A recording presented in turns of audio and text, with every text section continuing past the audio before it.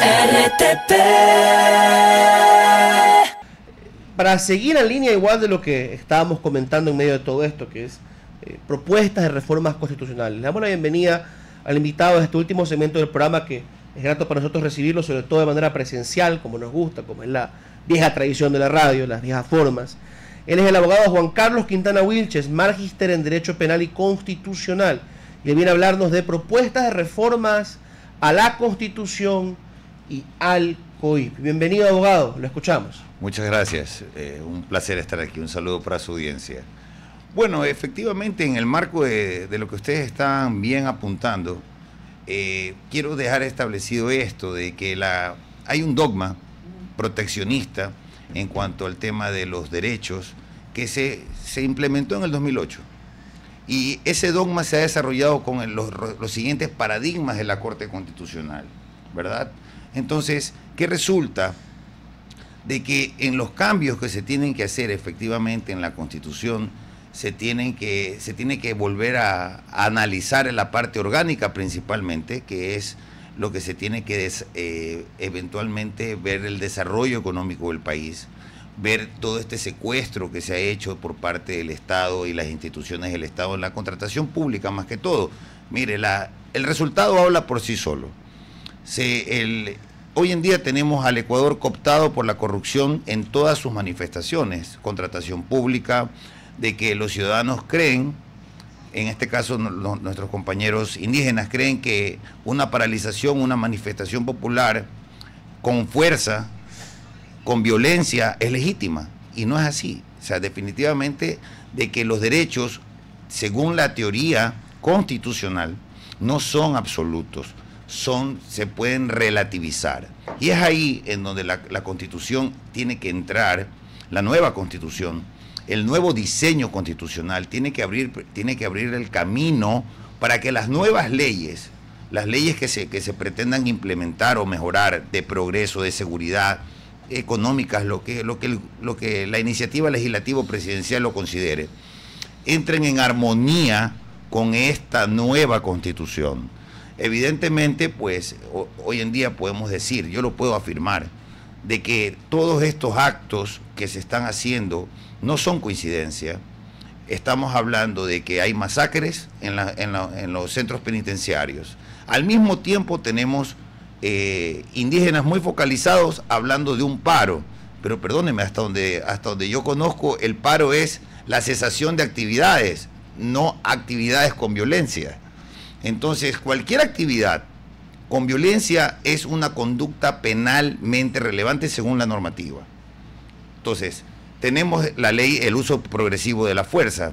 Con respecto, sí tengo que dejar esto claro, siempre va a haber, de alguna u otra manera, conductas desproporcionadas.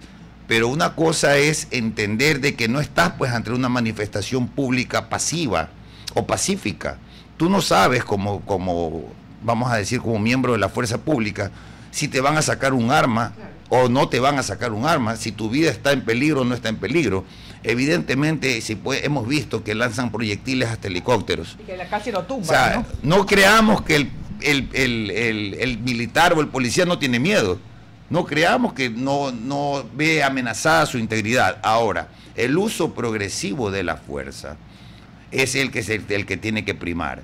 Pero, una vez más, se ha normalizado desde el 2019 que la protesta social ya dejó de ser protesta social, son actos de vandalismo y terrorismo que obedecen a otra agenda, porque no hay que ser ingenuos en pensar de que no pretenden que el gobierno se debilite, no pretenden que la constituyente no vaya. O sea, esto es una agenda que tiene varios agentes. Los indígenas son unos, los dirigentes indígenas. Tenemos a la delincuencia organizada transnacional, la nacional son otros. Tenemos a los políticos también. Entonces, la Constitución y el COIP, por ejemplo, en este caso en el COIP, ¿qué se debe hacer? ¿Qué se debe aplicar para poder establecer algún tipo de sanción? No antes, sino después de estas conductas. Por ejemplo, la alcaldesa de Otavalo, el prefecto de Imbabura, ellos no han llamado, hasta donde yo he revisado, nunca han llamado a la tranquilidad, al diálogo, en ningún momento. Y son sus ciudades, son sus provincias las que se ven atacadas. En un momento yo recuerdo que en Guayaquil una alcaldesa puso hasta volquetas previniendo para que no vengan la turba a la ciudad. Entonces, ¿qué tipo de acción toma un político, en este caso no solo un político, un funcionario público, para defender a sus representados? Esa omisión es dolosa. Esa omisión debe ser sancionada, ¿no? Hasta ahí es lo que puedo yo establecer como primero conductas penalmente relevantes, que es más, como una propuesta, se me ocurre, que se ha satanizado esto de la prisión preventiva. Mire, vivimos dentro del contexto de un conflicto armado interno, de una corrupción sistémica. La propuesta básica, la que se me ocurre, sería establecer las normas para regular el procedimiento dentro de este conflicto armado interno. Un capítulo para este caso. Mire, por ejemplo, es tan insensato lo que hay, que una persona que está acusada por peculado o por sobreprecios en contratación pública no puede ser sustituida la prisión preventiva. Pero en cambio un terrorista sí. Pero por delitos penados más allá de 5 años también hay una obligatoriedad, ¿o me equivoco? No, eso ya fue derogado por la Corte Constitucional. Vea, ok. Ahí tenemos un punto entonces delicado, pero mi pregunta sería, ¿vale ir a la prisión preventiva oficiosa o vale ir a un estándar de peligrosidad, antecedentes para la prisión preventiva? Mire, el tema es que ya Colombia lo utilizó y se llama la legalidad condicionada. Para ciertos tipos de delitos, mire, la prisión preventiva es una herramienta procesal. Y si tú estás cogiendo a presuntos infractores de este tipo de delincuencia organizada, se necesita pues que avance la investigación. La prisión preventiva ni siquiera es sinónimo de justicia, sino que es una herramienta para que la justicia vaya a operar dentro del proceso penal.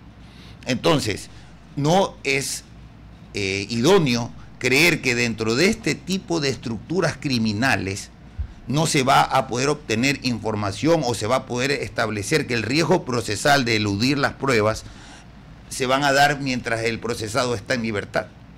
Entonces, evidentemente, no puedes, es mi criterio, que no lo puedes poner como una norma general, sino que realmente deberías crear un capítulo en el COIP que trate específicamente sobre los estados de conflicto armado y en el caso de delincuencia organizada, que es lo más importante.